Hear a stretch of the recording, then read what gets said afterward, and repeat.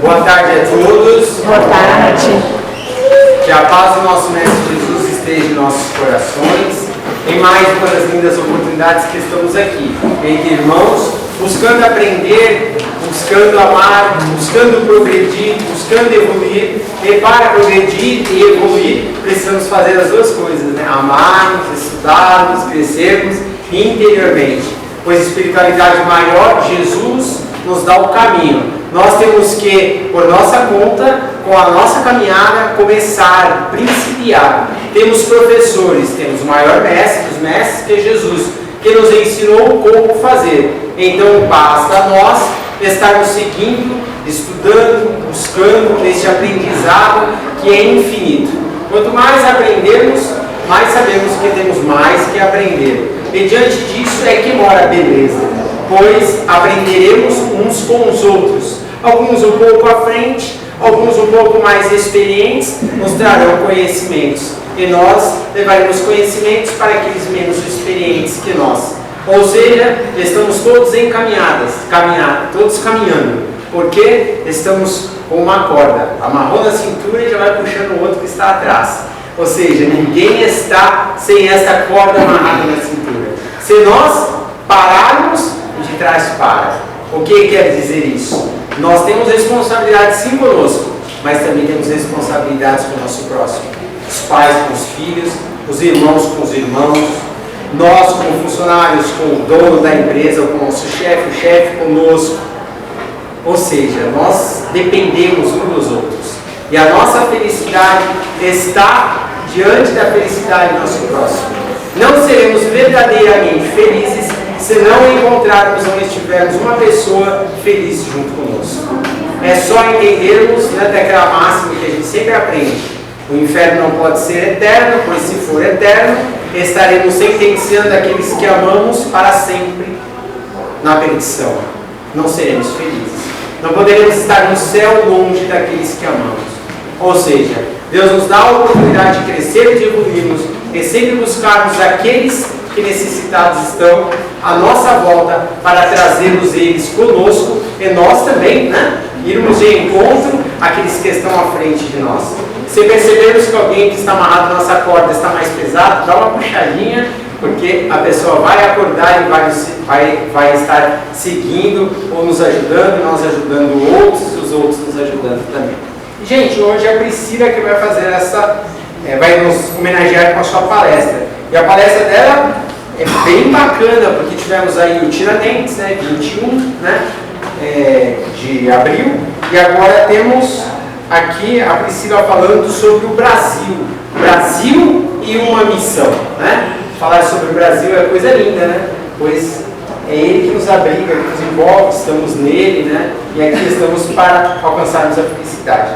Pri, fica à vontade, é nós e Deus, que você faça esse Brasil um Brasil melhor. Boa tarde a todos. Boa tarde. Então vamos dando início à continuidade, na verdade, dos trabalhos que a espiritualidade aqui já desenvolve.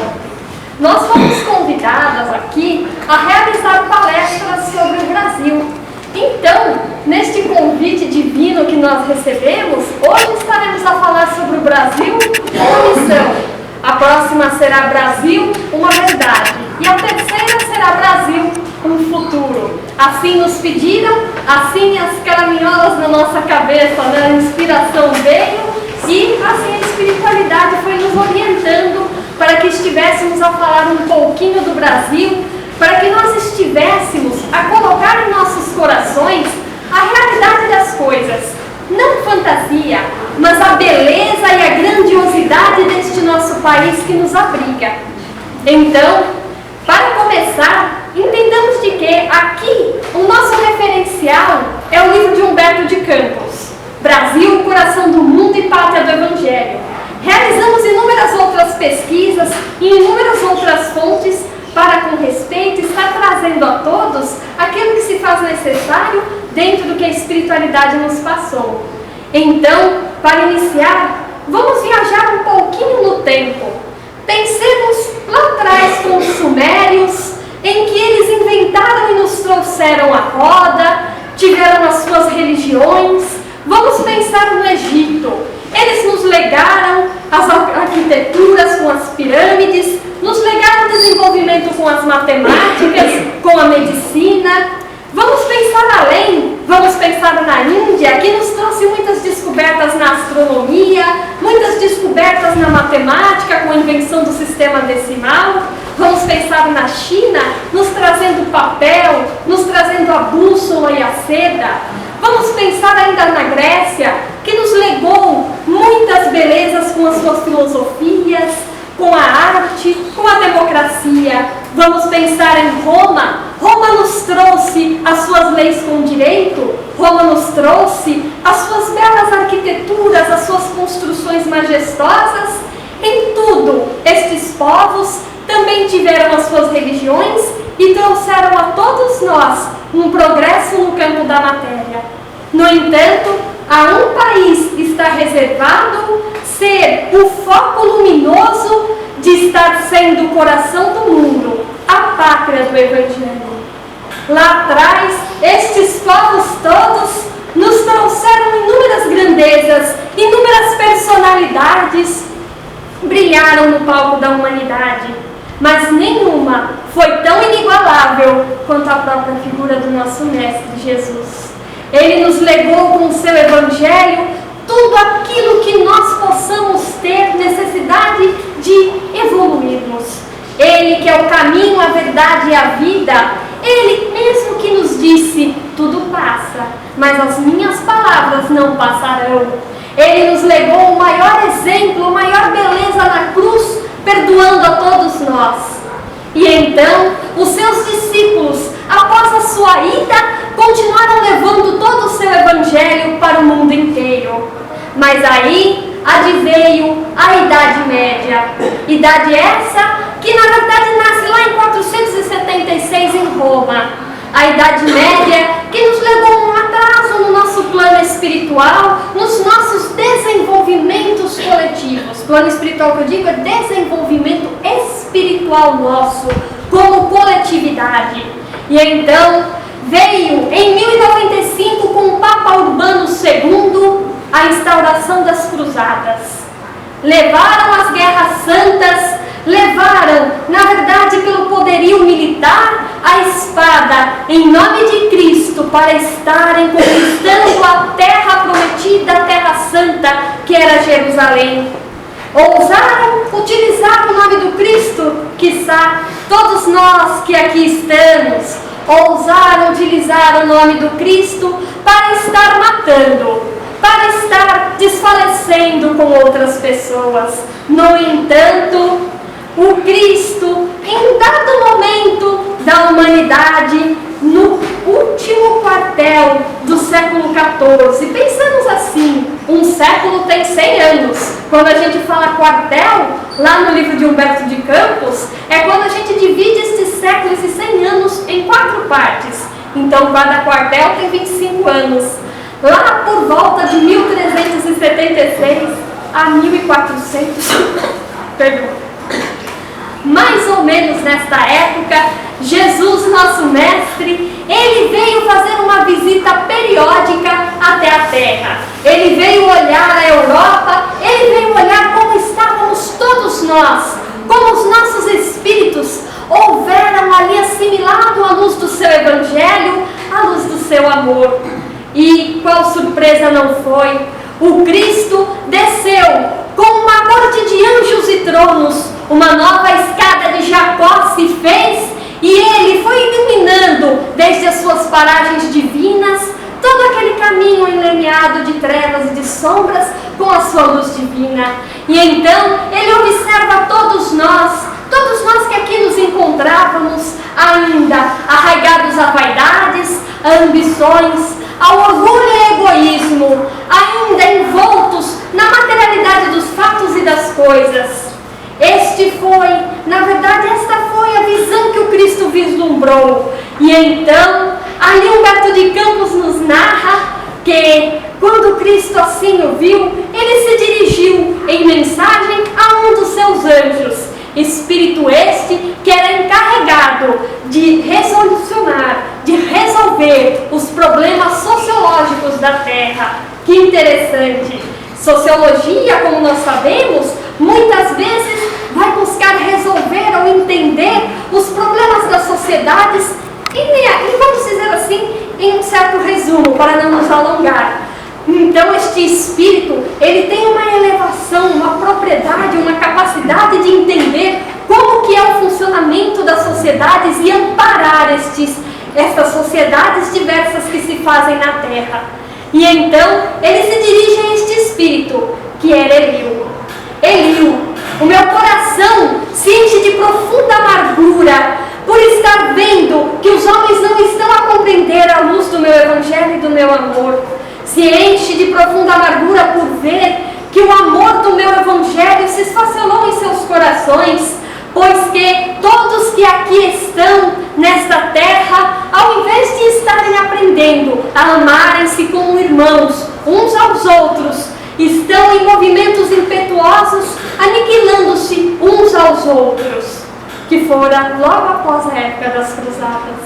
E então Eliú olha para Jesus e, tentando desfazer aquela amargura do Cristo, diz ao mesmo: mas mestre, nestes movimentos impetuosos que as sociedades assim estiveram um com a outra, na verdade o Ocidente e o Oriente se uniram. Nestas movimentações, os desenvolvimentos comerciais estiveram a se proliferar. E aqui no mundo, temos que considerar, mestre, que acima de tudo, os príncipes cristãos que estavam envoltos das cruzadas, eles nada mais, nada menos queriam do que estar protegendo as paisagens deliciosas dos lugares santos, que era Jerusalém.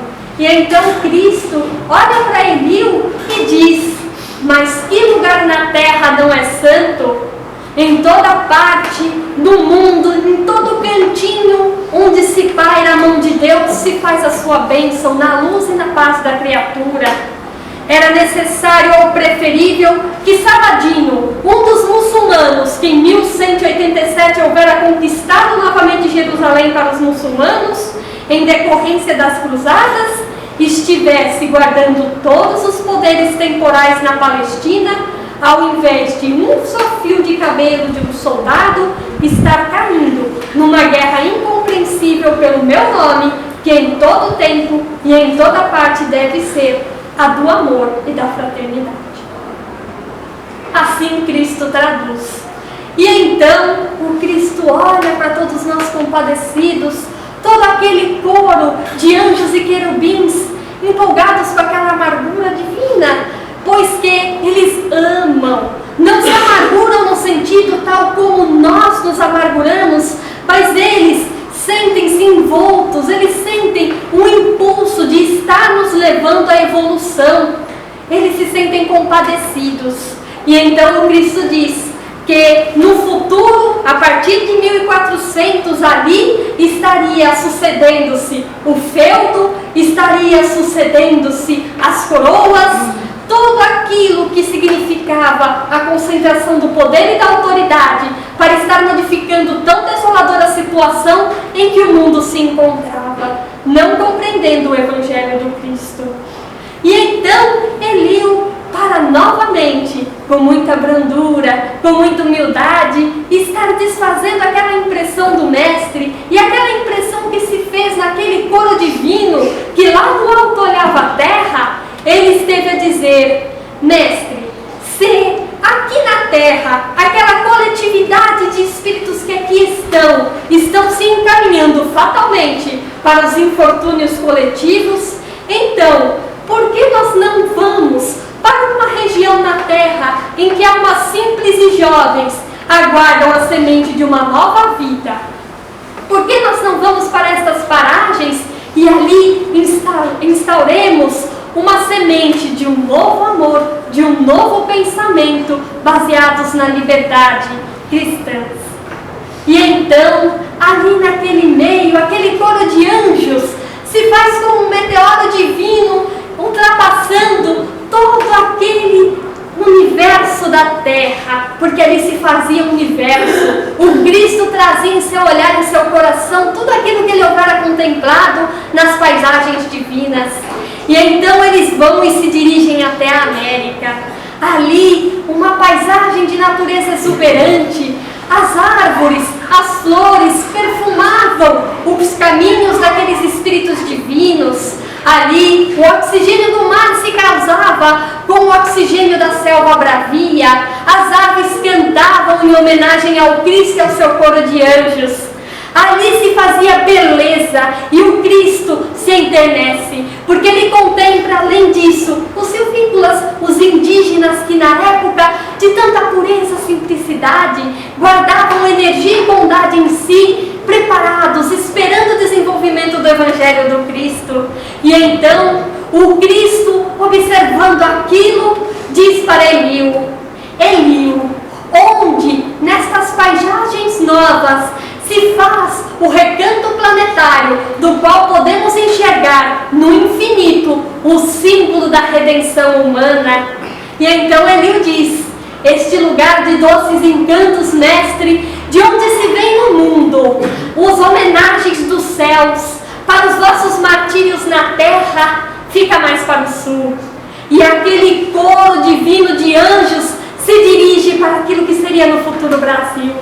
Aqui, a terra do nosso Brasil se fez presente em harmonia e homenagem àquele coro de anjos. Se desenhou então o símbolo da redenção humana, conforme o nosso próprio irmão Humberto de Campos nos diz, ali no recanto planetário, onde ali estrelas divinas no jardim das constelações de Deus se fez, o mais imponente de todos os símbolos se desenhou, que era o símbolo da fraternidade universal, o símbolo da nossa terra amada, da pátria do Evangelho. E então, Jesus, ali naquele momento, ergue as suas mãos para os altos, como se estivesse ali buscando a bênção divina, e diz: para esta terra maravilhosa e bendita será transplantada a árvore do meu Evangelho de amor e de piedade. No seu solo dadivoso e fertilíssimo, todos os povos da terra aprenderão a lei da fraternidade universal. Sob esses céus serão entoados os hosanas mais ternos à misericórdia do Pai Celestial. Tu, Eliú, te corporificarás na terra, no seio do povo mais pobre e mais humilde do Ocidente.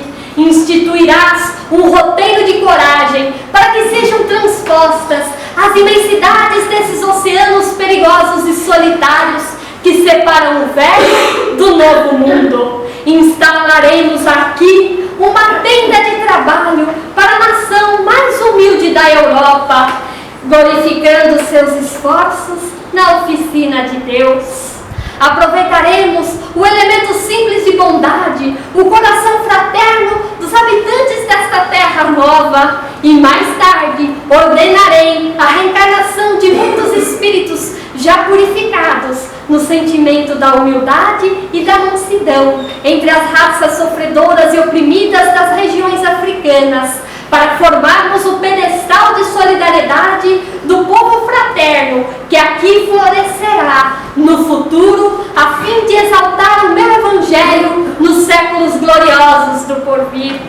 Aqui, Eliú, sob a luz misericordiosa das estrelas da cruz, ficará localizado o coração do mundo. E assim se fez, assim se cumpriu. Aqui estamos no coração do mundo. Então, aquele que era o anjo Eliú cumpre aquilo que Jesus houvera dado-lhe como missão. Ele reencarna a 4 de março de 1394 e foi Dom Henrique de Aves, o infante de Sagres, ou conhecido navegador, filho do rei Dom João I e da rainha Dona Filipa de Lencastre. Foi o 5º irmão de 8 irmãos, só que Dona Branca e Dom Afonso desencarnaram muito cedo, muito jovenzinhos. Então ele foi o 3º dos 6 irmãos conclamados como a ínclita geração, os irmãos de muitos feitos. Dom Duarte, Dom Pedro, Dom Henrique, Dom João, Dom Fernando e Dona Isabel. Dom Fernando era o mais novinho, ele era o caçula daqueles irmãos. Este espírito grandioso, na sua juventude, era forte, era destemido, mas muito alegre, muito cortês na sua linguagem, muito feliz.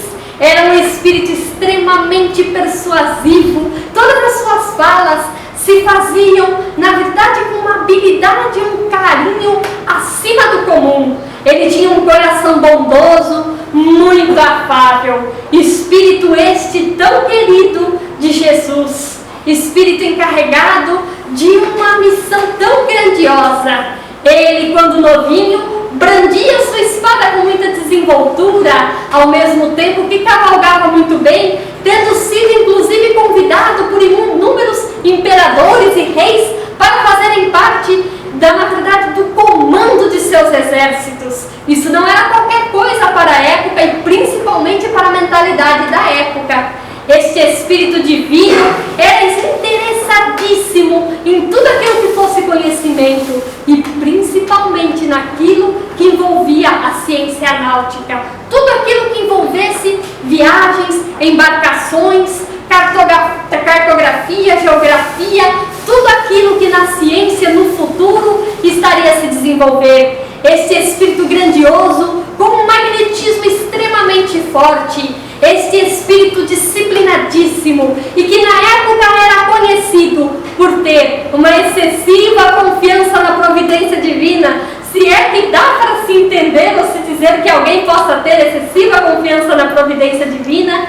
Era um espírito que foi casto, não se envolveu com nenhuma mulher, não se casou, passou tudo que tinha de vida para o seu sobrinho, o segundogênito, o segundo filho do futuro rei que seria Dom Duarte.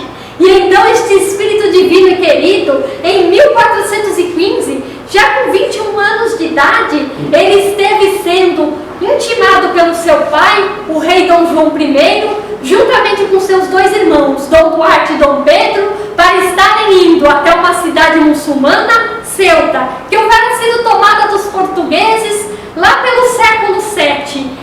E então ele pede: vá lá, retomem as nossas terras, estes são muçulmanos, nós queremos ganhar as terras para Cristo. E então ele ficou encarregado de estar liderando os exércitos com 21 anos de idade. Ele teve o papel de mais destemido entre todos aqueles. Liderou o ataque pelo mar, liderou o ataque em terra, defendia os seus homens, mas ao mesmo tempo tinha bondade em seu coração, pois que era um preposto de Cristo.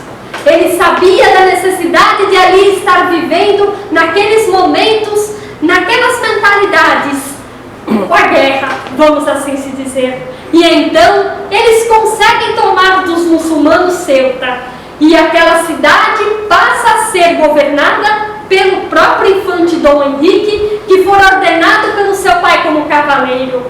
Dentre todos os irmãos, Dom Henrique era o irmão mais conciliador, o que mais amava, o que mais se dava aos préstimos de estar instaurando pela sua diplomacia, pela sua fala e seu coração, vamos dizer, uma ambiência de empatia entre as partes que estavam se discutindo. Ele, esse espírito querido divino, não era só de terras. Em 1420, ele foi ordenado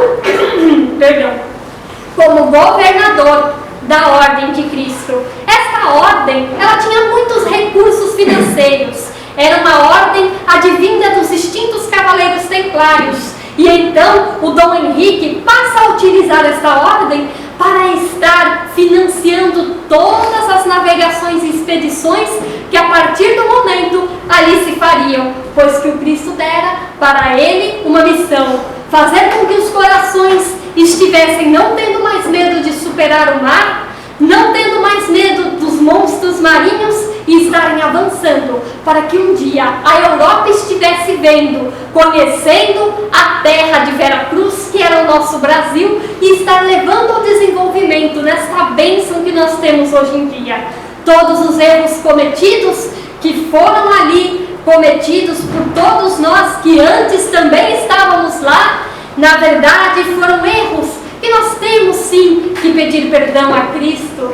No entanto, temos que entender, era o que a nossa evolução ali no momento se fazia presente, era o que nós podíamos dar, e damos do nosso melhor, ali com um grande espírito.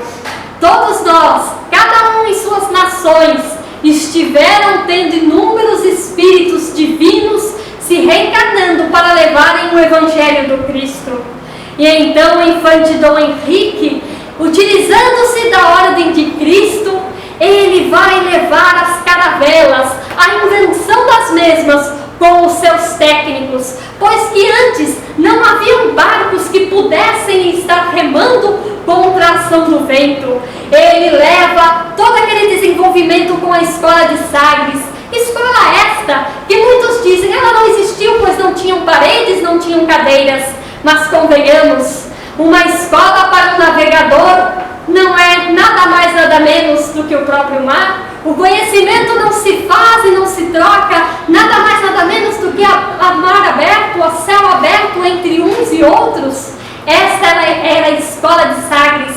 Ele inúmeras vezes financiava os seus expedicionários, financiava espíritos, esses reencarnados, para que estivessem sempre indo mais além. Esta era a vontade do infante.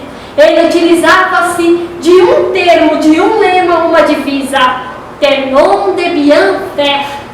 Telon de bien faire, telon não no sentido daquele francês que a gente possa compreender como talento. Telon no sentido de esforço ou vontade, desejo próprio. De bien faire era vontade de bem fazer, ou em tudo que se fosse fazer e realizar, fazer com excelência, fazer bem feito. Então o infante e seus homens, eles ali sempre estavam orientados pelo lema, pela divisa Telon de bien faire. Estes homens foram impulsionados pelo infante para estarem sempre indo mais além nas expedições ao mar. Ultrapassaram aquilo que seria na época o Cabo do Medo, o Cabo do Bojador. Este cabo, que é uma porção de terra que se faz para fora, vamos dizer assim, no continente, e cercado ali por águas muito turbulentas, por correntes muito fortes, na época era tido como o fim do mundo. Era tido e utilizado a visão da Bíblia de que ali seria um abismo da terra, de que ali se encontrariam cachoeiras e inúmeros monstros marinhos estariam a tragar as embarcações. E então o infante Henrique de Sagres esteve mesmo a falar: vamos mais além. 15 expedições não deram certo. Então ele envia em 1433 Gil Eanes para estar superando o Cabo do Bojador. Ele retorna, e ele retorna interessantemente com cativos das Ilhas Canárias, pois que ele não conseguia ou não conseguira estar ali fazendo o seu trabalho, que era estar contornando por meio das correntes marítimas o Cabo do Bojador. Quando naquele momento ele traz aqueles cativos para o infante Dom Henrique, ele fica indignado. Ele fala: não é assim que se deve proceder, não devemos fazer prisioneiros homens de consciências livres, portanto repatrie-os e dote-os de muitos presentes. Mas, convenhamos, eu vejo muitas vezes na história que o infante Dom Henrique é tido com uma pecha muito ingrata, de uma visão muito torpe, em que ele houvera levado à escravidão. Não, todas as vezes esse espírito missionário, ele tratava muito bem aqueles que eram trazidos como cativos e mandava repatriá-los com muitos presentes após estar mostrando o Evangelho do Cristo a eles. E por que o infante não então impediu, lá em Guiné, por exemplo, que todos aqueles maltratos houvessem acontecendo? Porque ele não tinha poderes de um rei nem de um papa. Ele era governador, administrador dos bens do rei. Este Espírito Divino, ao estar entrando em contato com tudo aquilo que as almas ofereciam, esteve se amargurando infinitamente, como ele mesmo diz no capítulo 9 do livro do Roberto. Ele não poderia estar se utilizando da mentalidade da época, além do que elas poderiam dar, Nações poderosas viam o lucro, o comércio, os bens materiais acima de todas as compreensões da humanidade. Então este espírito se encontrou, tal como um Santos Dumont, que houvera inventado um avião e não pudera se utilizar da sua invenção da forma como ele queria, pois que os seus aviões foram utilizados em guerra. Assim também o infante Dom Henrique esteve a vislumbrar as suas embarcações cheias de cativos, mas ele mesmo os libertava. É muito interessante este fato, e assim nós temos que pautar-nos para estarmos levando o senso da verdade. Este Espírito Divino, ele sempre esteve a se embasar na cultura e nas artes, a valorizar o desenvolvimento das universidades, da educação, a colocar e fazer salas temáticas com Aristóteles Galeno, enfim, inúmeros antigos senhores, vamos dizer assim, de seus saberes, ele estava a colocar ali nas salas, nas disciplinas. Este Espírito montou inúmeras vilas, trouxe inúmeros desenvolvimentos para as pessoas que ali se encontravam em Portugal, na terra de Algarve, na terra de Tomar, como o governador da Ordem de Cristo, na Ilha da Madeira e nos Açores. Ele trouxe inúmeras inovações, fez os corações estarem parando de temer o mar, parando de temer os monstros marinhos, utilizando-se inclusive da lenda do Preste João, que seria um rei cristão,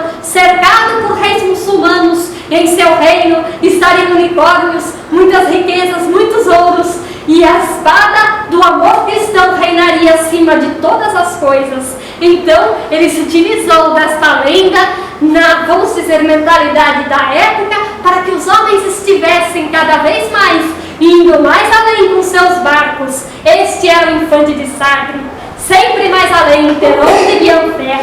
E este espírito é muito interessante, vai desencarnar, pobre e devendo, pois que tudo ele estivera fazendo para o desenvolvimento das suas populações, em tudo, na fé que ele tinha, construía igrejas, disciplinava-se na fé em Jesus, no amor em Jesus, e estava a distribuir às pessoas os recursos a cada qual, e estava a investir nas expedições das suas navegações.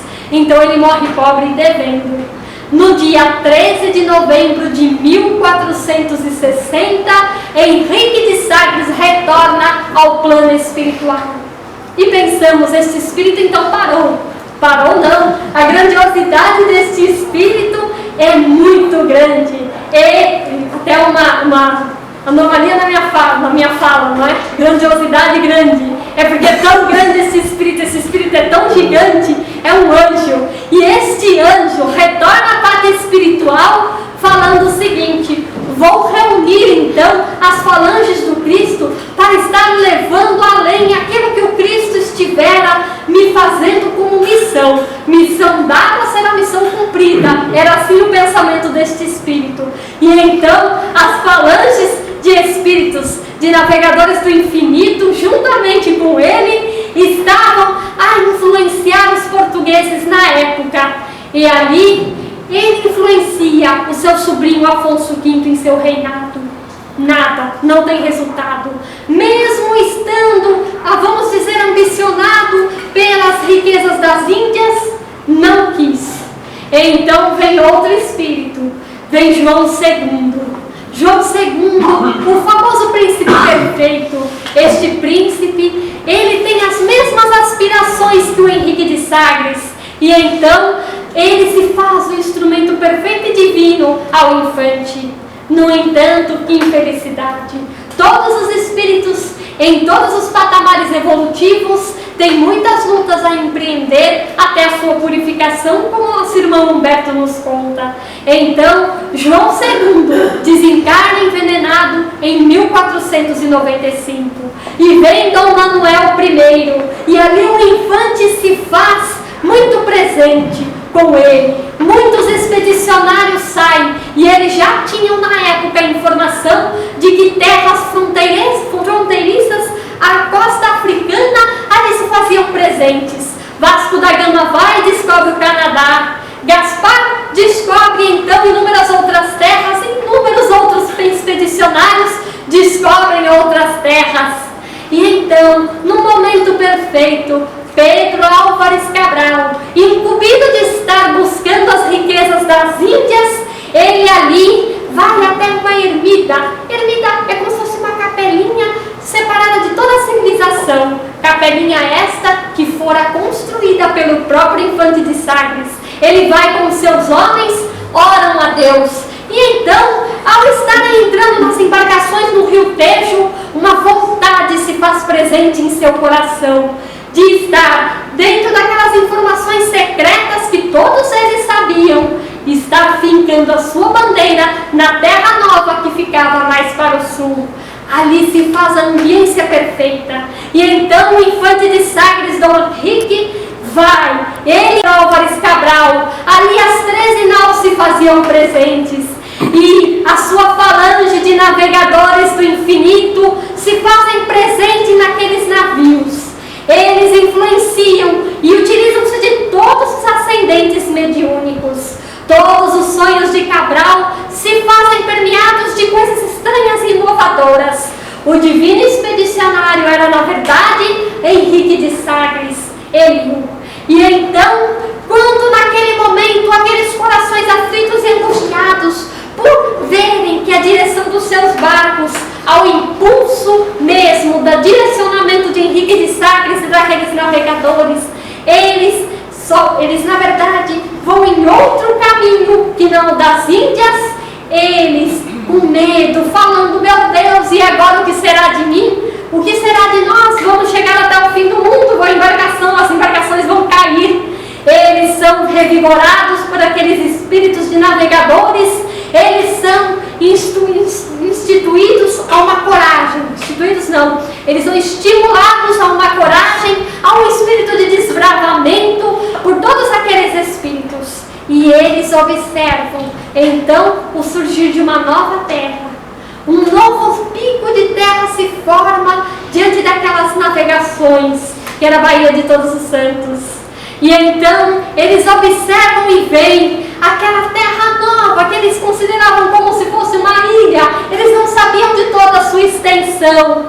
Aquele acontecimento divino é comemorado. E é muito interessante, eu faço aqui até uma pausa na narrativa. Nós sabemos que nós temos a carta de Pero Vaz de Caminha. Nós temos mais outras 2 cartas que sobraram das embarcações que foram enviadas para o rei. Porque em 1755, a torre do tombo de Portugal houvera sofrido um terremoto e perderam-se muitas cartas sobre o descobrimento do Brasil.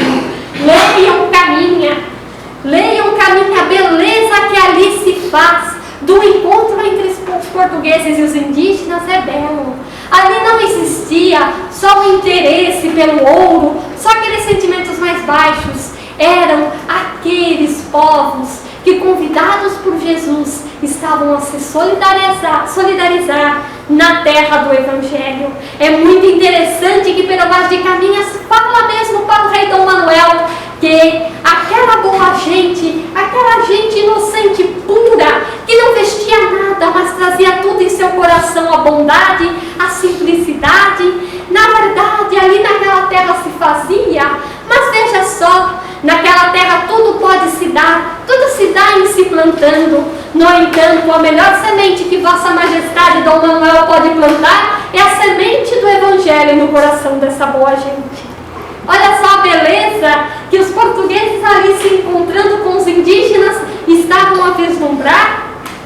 Então, aquela legião de navegadores do infinito e de inúmeros outros espíritos que se faziam presentes, eles comemoram o acontecimento, pois que nós sabíamos, já existia sim o conhecimento de terras novas mais para o sul, mas a oficialização do fato se deu com Pedro Álvares Cabral. Toda aquela legião de espíritos comemora, hosanas divinos e santos são então ali entoados. E Eliú, o antigo Eliú, Henrique de Sagres, agora se verte para o mestre e diz: mestre, graças a Deus, graças ao vosso coração divino e misericordioso, a terra do Evangelho florescerá para o mundo inteiro. Que nós possamos velar, por meio da sua bênção, pela tranquilidade destas terras, no seio da pirataria de todos os séculos. Temo, Senhor, que as nações ambiciosas matem as nossas esperanças e validando as suas possibilidades e destruindo os seus tesouros. Ele ali tinha medo que todas as outras nações na terra do Evangelho estivessem a tirar a terra do Evangelho do seu caminho divino de ser o coração do mundo, de ser a futura pátria do Evangelho. E então o Cristo, numa certeza divina, numa confiança suprema que ele trazia dentro de seu coração e numa alegria, exclama ao mesmo: Eliú, afasta essas preocupações e receios inúteis. A região do cruzeiro, onde se realizará a epopeia do meu Evangelho, estará, acima de tudo, ligada eternamente ao meu coração. As injunções políticas terão nela atividades secundárias, porque, acima de todas as coisas, o sinal da fraternidade universal estará aqui, presente, unificando todos os espíritos.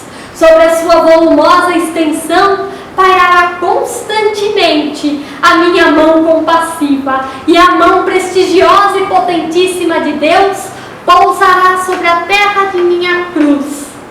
E então, aqui as potências da terra imperialistas não estarão conseguindo se desenvolver. Elas sempre esbarrarão nas suas claridades divinas e nas suas ciclópicas realizações, pois que aqui se fará na terra do Evangelho sempre a ligação do meu coração com esta. Antes de estar ao dos homens, é ao meu coração que ela se encontra ligada para todos sempre. E então, naquela divina, vamos dizer, assembleia espiritual, anjo Ismael ali se faz presente e o Cristo vem com um lábaro, ostentando aquele lábaro divino de amor, aquele estandarte branco que houvera saído mesmo quase que de seu próprio coração, um símbolo divino de perdão e de concórdia, e diz a Ismael que ele estivesse doravante, sob inspiração do próprio Pai, Deus, em seu coração, sendo zelador dos patrimônios imortais na terra do Evangelho, reunisse as falanges para aqui estar desenvolvendo a árvore que fora transplantada do seu amor para cá, que aqui ele estivesse sabendo que tudo estaria se desenvolvendo sempre com o seu auxílio divino. Então Ismael, banhado em lágrimas, esse espírito pega da mão do Cristo estandarte e ao impulso da sua vontade e do seu pensamento se inscreve o lema divino: Deus, Cristo e caridade. Assim se fez, a terra do Evangelho aqui está. Muitos de nós podemos dizer, como eu vejo irmãos falarem: mas a terra do Evangelho, isso é uma teoria, não se confirma em Kardec, talvez não seja, é privilégio. Será? Nós estaremos a ver então na próxima palestra algo em Kardec, falando um pouquinho mais sobre a pátria do Evangelho. Eu gostaria de terminar esta palestra, na verdade aqui transmitindo uma poesia do grande poeta Casimiro de Abreu, este poeta divino que viveu só 21 aninhos de idade. Ele trouxe, quando esteve em 1856 em Lisboa, uma poesia patriótica, uma poesia sobre a terra. E para que entendamos, algumas palavrinhas eu vou dar o significado para que não fiquemos soltos nas palavras. Alcatifada significa forrado, forrado mesmo como um carpete, um tapete, forrado de flores. Quando falar em mancebos, são jovens. Quando falar que a borboleta deixa, é porque ela bate as suas asinhas com muita velocidade. Quando falar do proscrito, do desterrado, estamos falando dos exilados. E então aqui eu quero transmitir para que esteja impregnado em nosso coração a beleza de nossa terra, de nossa pátria Brasil. Pois que, olha que beleza, anjos divinos contemplaram para que nós aqui estivéssemos sendo com uma bênção divina, aqueles responsáveis pelo desenvolvimento ao mundo da pátria do Evangelho de piedade e de amor a Jesus. E assim ensine a poesia, minha terra. Todos cantam sua terra, também vou cantar a minha. Nas débeis cordas da lira, hei de fazê-la rainha, hei de dar-lhe a realeza, nesse trono de beleza, em que a mão da natureza esmerou-se enquanto tinha. Correi pras bandas do sul, debaixo de um céu de anil, encontrareis o gigante Santa Cruz. Hoje, Brasil, é uma terra de amores, alcatifada de flores, onde a brisa fala amores, nas belas tardes de abril. Tem tantas belezas, tantas, a minha terra natal, que nem as sonha um poeta e nem as canta um mortal. É uma terra encantada, mimoso jardim de fada, do mundo todo invejada, que o mundo não tem igual. Não, não tem, que Deus fadoa, dentre todas as primeiras. Deu-lhe os campos bordados, deu-lhe os leques da palmeira, e a borboleta que adeja sobre as flores que ela beija, quando o vento rumoreja na folhagem da mangueira. É um país majestoso, essa terra de Tupá, desde o Amazonas ao Prata, do Rio Grande ao Pará. Tem serranias gigantes e tem bosques verdejantes que repetem incessantes os cantos do sabiá. Foi ali, foi no Ipiranga, que com toda sua majestade rompeu de lábios augustos o brado da liberdade. Aquela voz soberana voou na plaga indiana, desde o palácio a choupana, desde a floresta à cidade. Se brasileiro eu nasci, brasileiro hei de morrer, que um filho daquelas matas ama o céu que o viu nascer. Chora assim porque tem prantos, e são sentidos e santos, se chora pelos encantos que nunca mais hás de ver. Quis cantar a minha terra, mas não pode mais a lira, que outro filho das montanhas o mesmo canto desfira. Que o proscrito, o desterrado, de ternos prantos banhado, de saudades torturado, em vez de cantar, suspira.